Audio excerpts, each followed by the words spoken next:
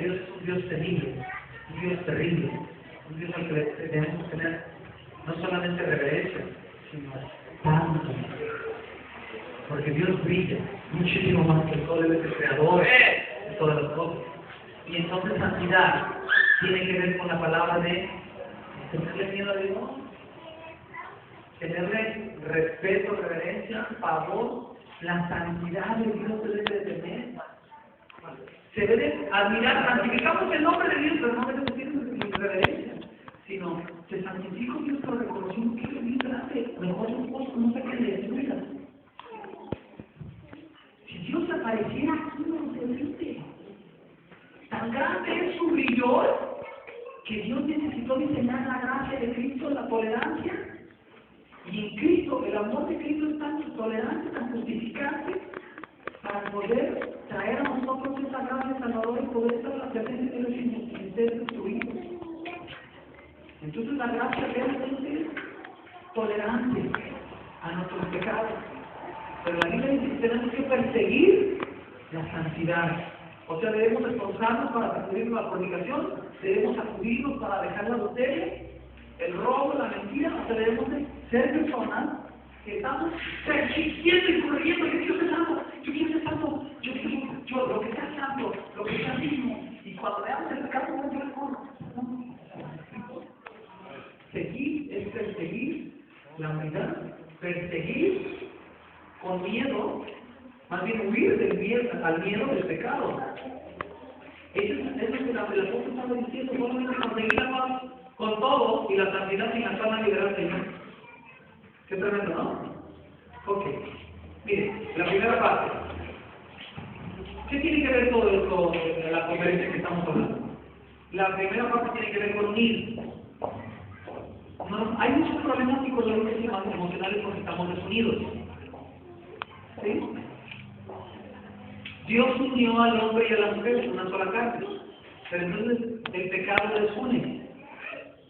Cuando matrimonios están inconformes, están protestando por la conducta del otro, entonces eso hace que se separen, se divorcien. Causa mucho dolor a la sociedad y a la iglesia. La división es un espíritu demoníaco que quebrarnos, separarnos. Entonces yo encontré por ahí el último versículo del Antiguo Testamento trae una promesa para unirnos con nuestros padres. ¿Cuánto la familia de Dios vale para Dios? Mucho. Pero la familia para Dios, si la misma familia está dividida, entonces no está la paz de Dios en la iglesia. ¿Bien? Malaquías 4:5 dice.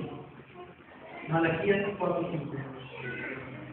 He aquí yo te envío el profeta Elías, antes que venga el día de Jehová, grande y terrible. Él hará volver el corazón de los padres hacia los hijos y el corazón de los hijos hacia los padres. No sea que yo venga y en la tierra con maldición. Se terminó de escribir el último libro de la Biblia, del Antiguo Testamento, Malaquías. Y entonces hubo un silencio como de 400 años. Nadie más volvió a escribir ningún texto sagrado. Y el Espíritu Santo parece que no volvió a inspirar a ningún santo profeta para dejar herencia de las Sagradas Escrituras. Después de 400 años apareció la señal del Hijo de Dios. Cristo vino a escena. Después de Cristo no se escribió nada, sino hasta después de 50 años después de Cristo. Cristo fue crucificado. En los tiempos de Cristo no se escribieron los evangelios. Los evangelios se escribieron después de 50 años de Cristo. Antes de que se les olvidaran las memorias a Pedro, a Pablo, a Juan, a Mateo, comenzaron a escribir. Para que no se les olvidaran, tenía que quedarse ahí los testamentos.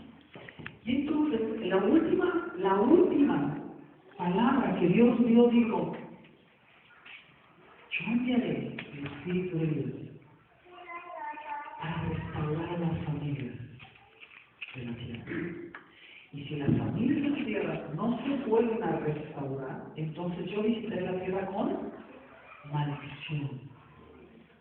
La tierra vive bajo maldición porque no hay unidad familiar. No es un hechizo embrujado que hay muerte, asesinatos.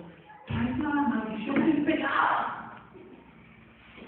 La maldición está pegada porque el divorcio familiar está incrustado.